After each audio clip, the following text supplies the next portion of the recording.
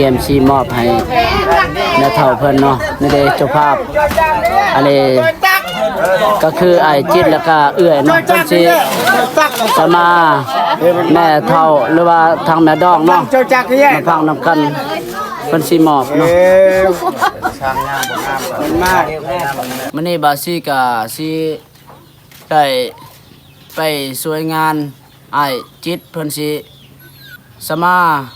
แม่เฒ่าเพิ่นแล้วก็เพิ่นสิจัดงานต้อนรับปีใหม่ส่งท้ายปีเก่าเกียมไปหาบัตรผู้ใช้เขาก็มาฮอดแล้วพี่น้อย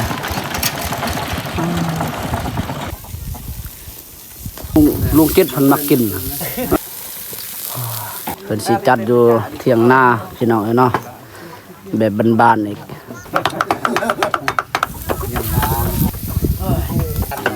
ต้องให้ท่าคมแล้วบ่มานี่เนาะ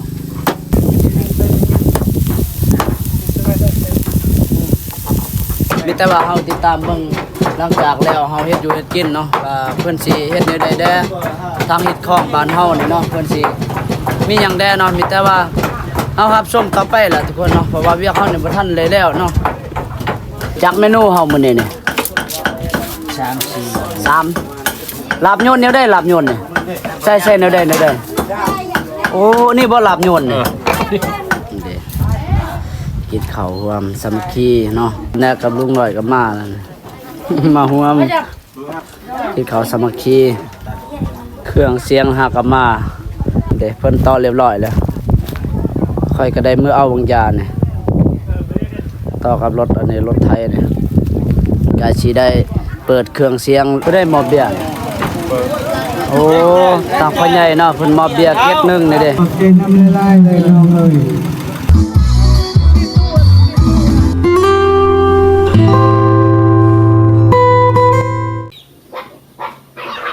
สบายดีเด้อพ่อแม่พี่น้องเบิดสุขคนที่เข้ามารับชมโดยการสำหรับคลิปมื้อนี้เนาะบาซี่ก็อัปเดตเกี่ยวกับอีของประเพณีพบเราเนาะมื้อนี้บาซี่ก็สิได้ไปช่วยงานอ้ายจิตเพิ่นสิเฮ็ดฮีตเนาะหรือว่าเพิ่นสิสมาแม่เฒ่าเพิ่นทั้งพี่น้องดองพุ่นแหละเนาะเพิ่นสิสมาขอบุญขอคุณนี่แหละก็คือเพิ่นสิเฮ็ดฮีตพบเราแล้วก็เพิ่นสิจัดงานต้อนรับปีใหม่ส่งท้ายปีเก่าแต่ว่า มื้อเช้านี้ก็สิได้เกี่ยมจับตัวหมู่อยู่บ้านเฮาแล้วก็สิไปเฮ็ดอยู่เฮ็ดกินอยู่บ้านผู้ใช้เนาะเพิ่นสิจัดงานนี่ก็อยู่หน้าพี่น้องเนาะมีแต่ว่าเฮาสิไปติดตามรับชมเบิ่งนำกันเนาะว่าฮีตของประเพณีพวกเรามันเป็นจังได๋แน่เนาะแล้วก็เขาสิจัดแนวใดแน่มีหยังแน่เนาะมื้อนี้ว่าสิก็ได้อัปเดตอีกเกี่ยวกับฮีตของพวกเราอีกเทื่อเนาะไปพี่น้องมีแต่ว่าเฮาสิไปกันเอานำกันเลยตอนเช้านี่แหละเนาะไปเกมสิไปหาอันนี้ไอ้จิตเนาะแล้วก็สิได้ไปพบอันนี้ไอ้ดึงก่อนเพิ่นสิได้ไปนำบ่มื้อนี้นี่ออกมาแต่เช้าแล้วเพราะว่าสิอันนี้ซอยอันนี้เพิ่นสิ จับตัวหมูนะตัวนึงแล้วก็เพิ่นสิเฮ็ดอยู่เฮ็ดกินเลยเพิ่นสิจัดอยู่ทุ่งนาพี่น้องเอ้ยอยู่เที่ยงนาเนาะ สิไอ้ดึงตื่นนอนหรือบ่ตื่นล่ะโอ้วันนี้เพิ่นก็จัดหนักพี่น้องเอ้ยหมดมื้อสิไปหาอันนี้ไอ้จิตเพิ่นอยู่เฮือนก่อนวิบกแซ่ละบัดนี้คือบ่เห็นพี่อ้ายดึงนะเอาแล้วใกล้นี่เอาแล้วเฮ้ยเหยียบไปนี่ล่ะเอาแล้วเฮ้ยเอาแล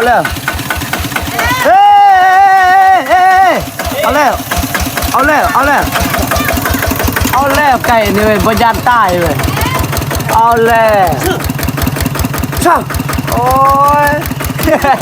คือดื้อได้เจ้าภาพเนี่ยเพิ่นสิเก็บไปเด้นี่จับตัวหมูก่อน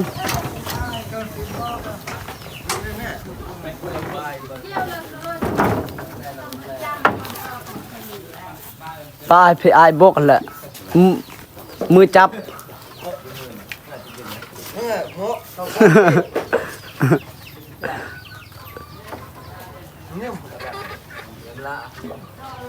ตำรวจได้ดิกระทะอยู่ ใช่ตัวหมูอยู่ใช่ตัวนี้ดิ บ่แม่น นี่ดิ หักกระมูคือกันแหละแต่นั้นหักกระนั้นบ่ได้เอาตัวนี้ ตัวใดโอ้ยตัวใหญ่นี่ตัวแม่เนาะ เกือบจำเราเข้า จับตัวหมูก่อนมือเสาร์เนี่ยใช่เอาแล้วเย้าวนำมือเด้อแต่ ขับแคบเข้าไปได้ดอกป้ายที่ไอ้บกผู้เดียวเลยอยู่หัน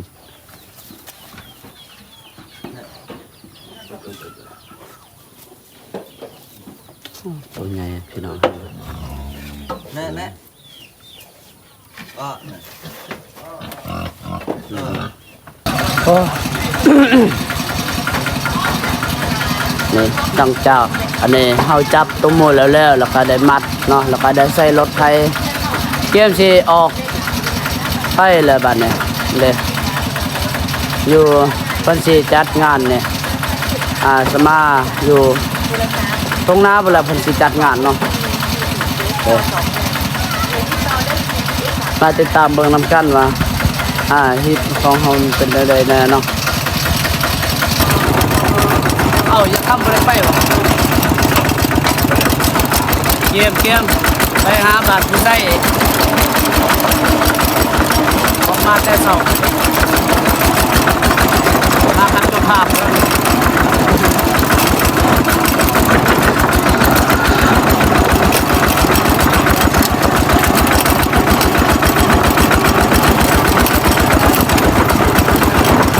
โอ้อันนี้มันโยนเนาะยืนตลอด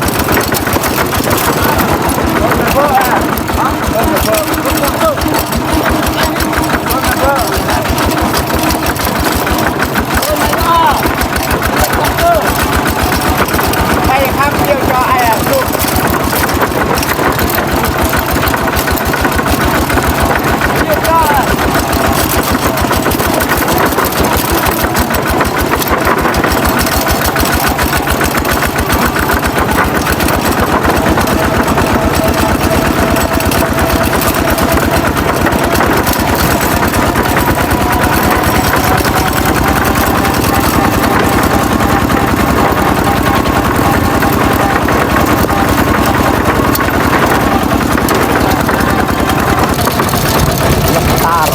คุยเลยต้องหลุด โต อะไรเด้อ ตัดนะตรง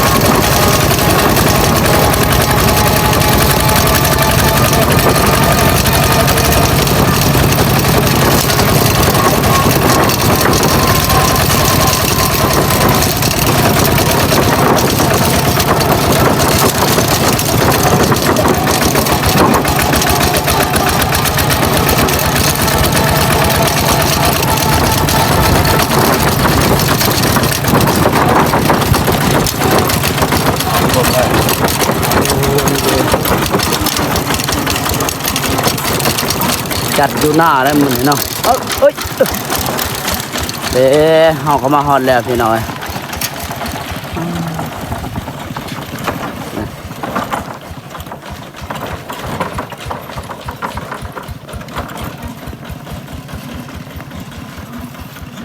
เพิ่นสิจัดอยู่หน้าเลยเนี่ยเนาะบ่มีไฟได้อยู่หน้านี่มีแต่สิอันนี้เอาอันนี้หม้อไฟเนาะต่อเครื่องเสียงเฮายังบ่ทันได้มาเนี่ย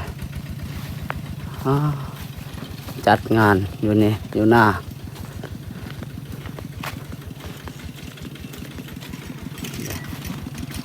อยากก็ตอนเช้านี่ออกมาแต่เช้า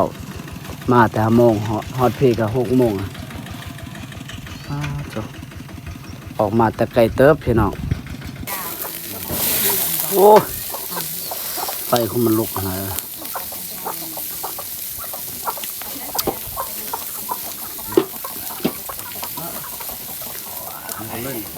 จัดอยู่นาเหมือนนี้ง่ากระตึกกระตึก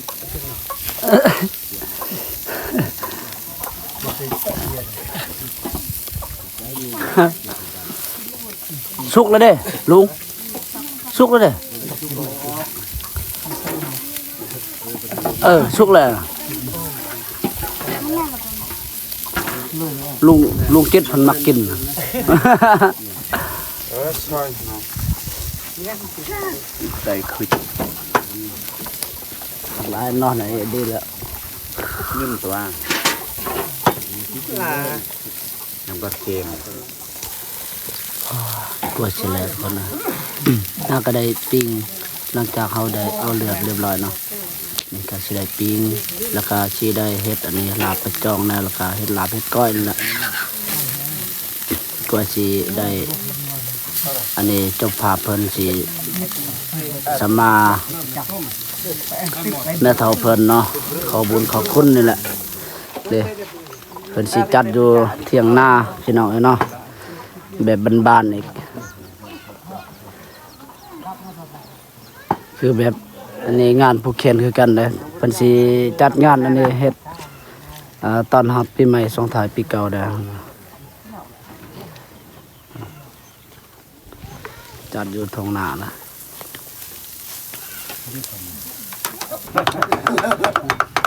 แต่เป็นคนแก่ไม่เคย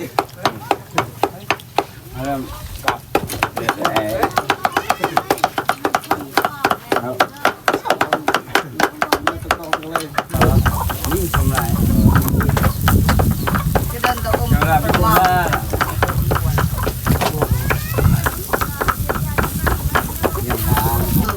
ปุ๊บเราไม่คนแยกอันเนาะเป็นต้มบะล้อมันนี่ โอ้ยแล้วนายบ้านต่อ ในบ้านมันดึงในบ้านดึง ในบ้านดึง งานวันบริหาร ต้องไหนท่า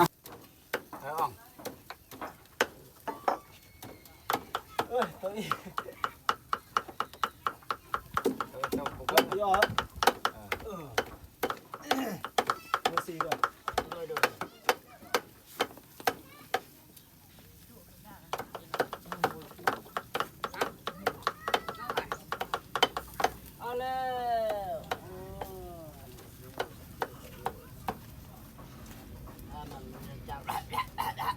บอกกูมึงต้องแม่ผม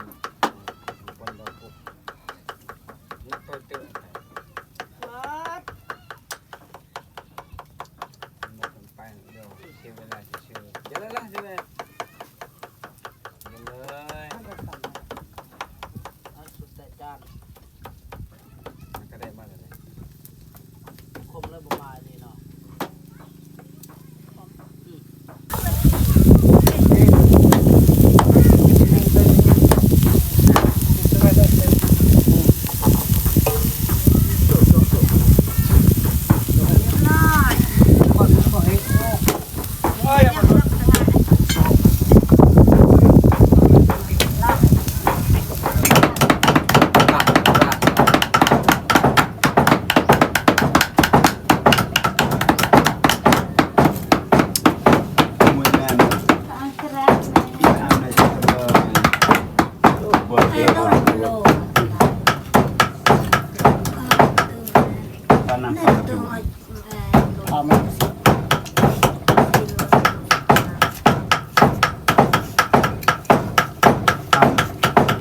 ชามโดยไอ้ตัวเลือด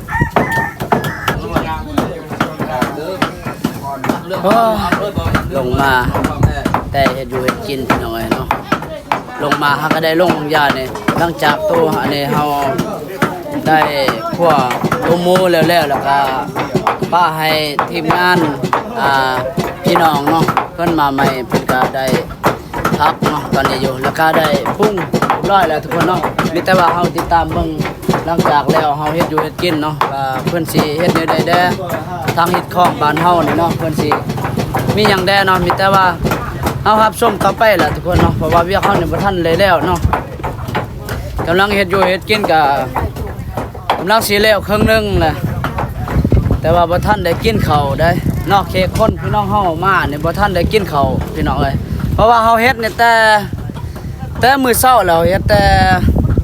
6 โมงอันนี้ก็11 โมงแล้วเด้ทุกคนบ่ทันได้แล้วเนาะมีแต่ว่าติดตามเบิ่งนํกันพี่น้องนี่เพิ่นสิปรุงเฮ็ดลาบเลือดพี่น้องเอ้ยจักเมนูเฮามื้อนี้นี่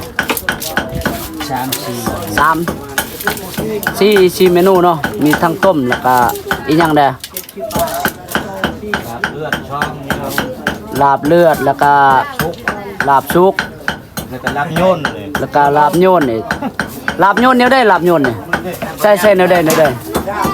โอ้นี่บ่ลาบโยนนี่โอ้ลาบดิบพี่น้องเอ้ยมันเป็นลาบเลือดแล้วก็ อันนี้ลาบคือกันลาบแล้วแพทย์ลาย แม่นแล้วใส่เผ็ดมันก็เผ็ดแล้วเนาะนี่เด้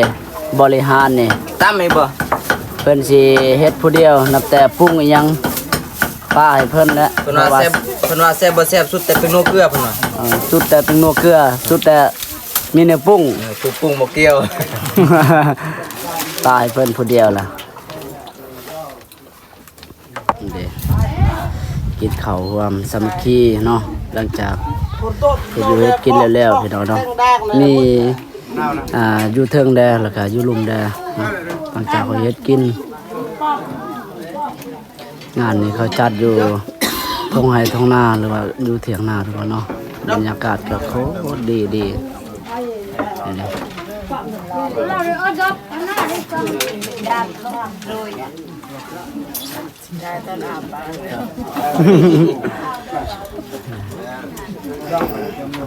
ปานแนกับลุงหน่อยกับมาแล้วนะ มาหัวม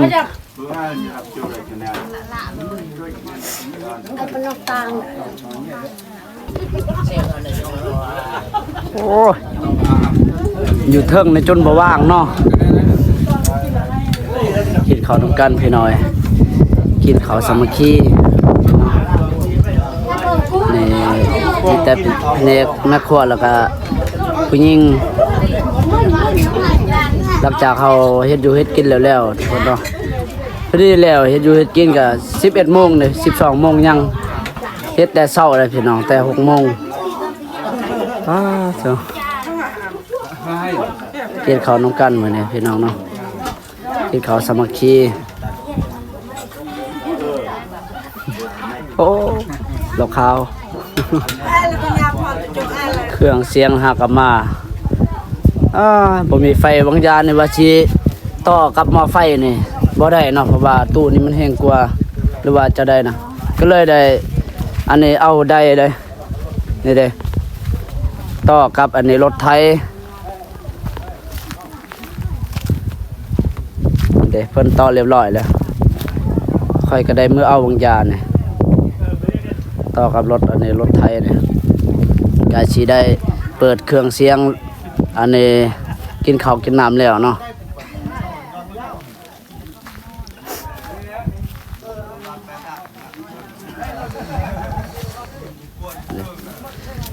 ตอนนี้เค้กคนพี่น้องเฮาก็กำลังกินข้าว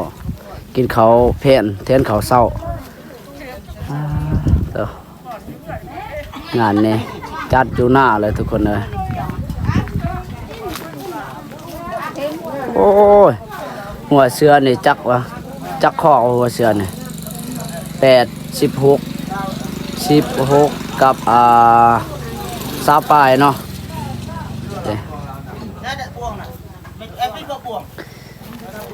พอดี12 โมงอันนี้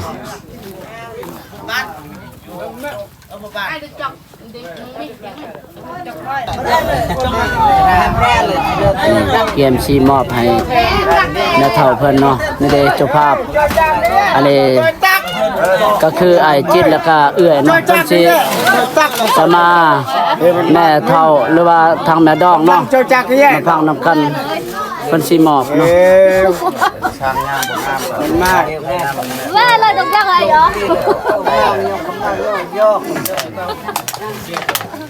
เขาวังรอน้ำเลอะอ้วนเลอะ เวเล่นให้แยกให้กล้ามครับยอมเจ้าจำแนกยาวจังโตแพงปันในเฮ็ดมันเพิ่มแล้วนั่นดอกยาวชาดยาวก็แว่นน่ะยังว่าจะมายังดุ้งอย่ามาคนเจ้าต้องให้ต้องดอกต้องชาดในคนเจ้าคนละไอ้ดิ จองการตา ชิ้นยาว เอ้ยสิจำเม็ดปูนนี่ ดีบดีบ่งามเม็ดปูลุงแอดิแม่ลุงดิยาว นี่มันขอบคุณแม่เบอร์เลยเลยเบอร์เลยชุตา ขอบคุณขอบคุณ ที่สาวได้ต่ำไม่ได้กินไปโยนทำมักที่ไปโยน ทำบุญทำบุญขอบคุณแม่เบอร์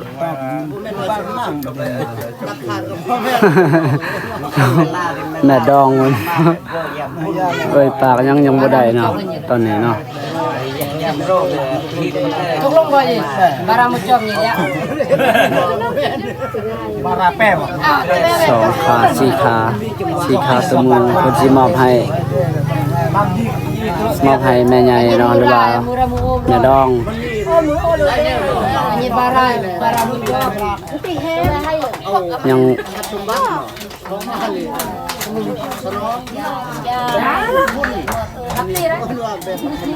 ตีนุ่มไตนั่นโอ้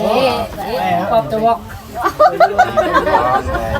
ทั้งนี้ดูถนนเลยบ่ không để ngày đêm lời về ตีตึงนี่ซึ่งมันปอบตะวก แป้บังนี่กระทองเราเอิ้นบ่ เพิ่งมาเลยฮะ แต่กระทองเราเอิ้น แล้วเราเดินมาแล้วแต่เลย แต่เลือด เอ๊ะเรื่องใหม่อันปลักกันเนี่ย amade beh mang yimang mang made la kon jaw kon kala ไม่ตอกแกม kon jaw kon chaw made bele tu yang jaw kran เฮ้ยปอบตะขัดลุงซื้อหมด เท่าไหร่แล้วละบัดเนี่ยจุนี้ขอบคุญขอบคุณเนาะตอนนี้ก็บุญแล้วเนาะจากทางฝ่ายยิงและฝ่ายซ้ายเนาะพี่น้องฝ่ายซ้ายก็มาพี่น้องทางฝ่ายยิงเนาะทางแม่ดองพ่อดองเพิ่นก็ได้มาเนาะ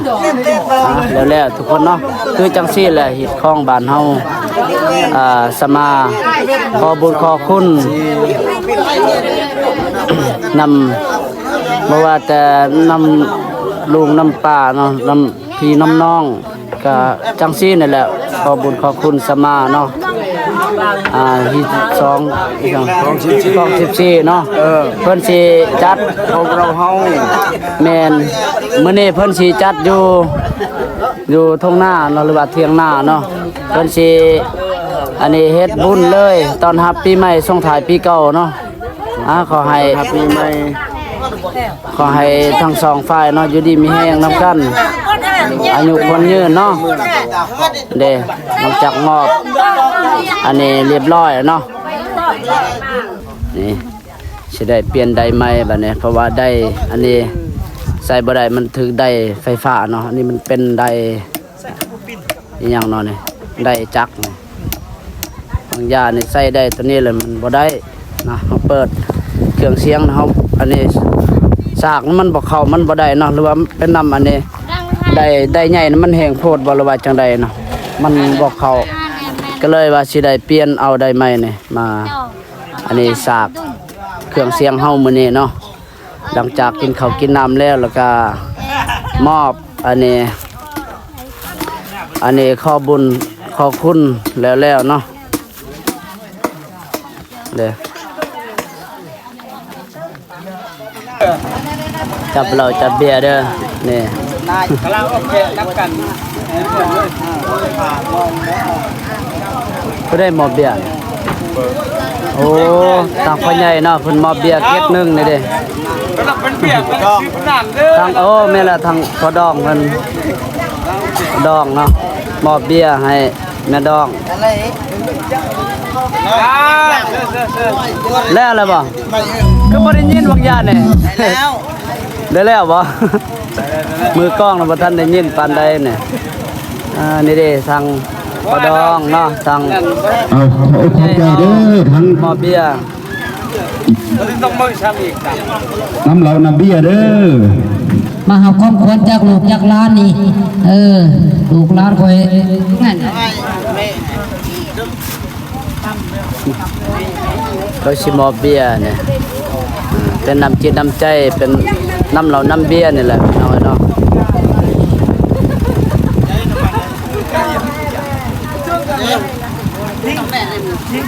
ใช่เลยครบอยู่บ่ ทางฝ่ายไงเฮาจะใช้ออกมาเด้อ แม่สนับสนุนเลยโอ้ยใครจะบอก มาเด้อขึ้นเวทีว่าซะเนาะ มาเด้อฝ่ายไงมาฮับเอาของขวัญนำพี่น้องน้ำลูกน้ำหลาน มือกล้องนี่ก็ทาด้นแล้วได้เนี่ยจะได้ไฟดับได้ยังไงไฟเฮานี่ใส่น้ำมันได้ไฟเฮานี่ เซ็ตก่อนเราจะได้กดตีเลยวะน้ำกันมาเลยไอ้ออกไอ้เป็นง่ายสอยปลาอะไรไม่เป็นเลยผมโตจะได้จะมอกเลยมือเก็ตเลยพี่ด้วยขอบใจทำละลายเลยน้องเลยไอ้เป็นง่ายความส่วนเดียวกัน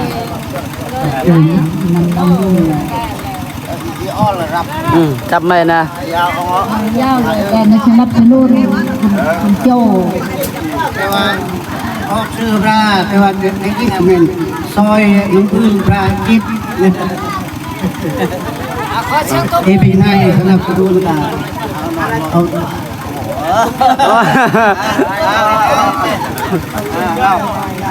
เอาแล้วหรือว่าบันเนี่ย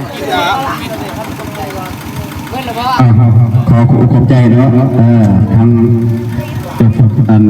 พี่น้องเนาะมีเหล่าน้ำเบี้ยประกอบส่วนให้ข้าพเจ้าขอให้ทุกคนให้มีอายุมันคนยืนเนาะพัฒนาสิ่งใดขอให้ได้สิ่งนั้นส่งท้ายปีเก่าต้อนรับปีใหม่ปีนี้เนาะขอให้ร่ำรวยพัฒนาสิ่งใดขอให้ได้สิ่งนั้นเนาะให้มีความสุขตลอดไป